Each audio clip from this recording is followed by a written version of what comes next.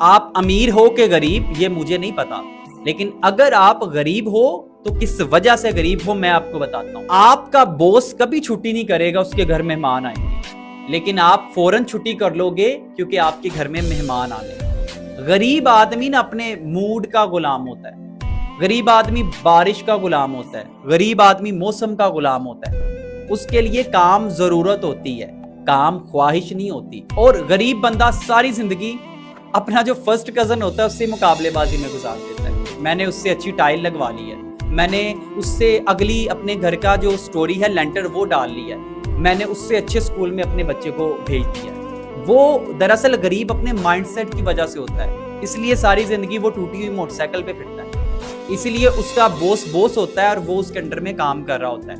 ہاتھ دونوں کے سیم ہیں، آنکھیں دونوں کی سیم ہے، ایون دماغ بھی سب کا ایکول ہی ہوگا، لیکن فرق کس کا ہے؟ مائنڈ سیٹ کا فرق ہے۔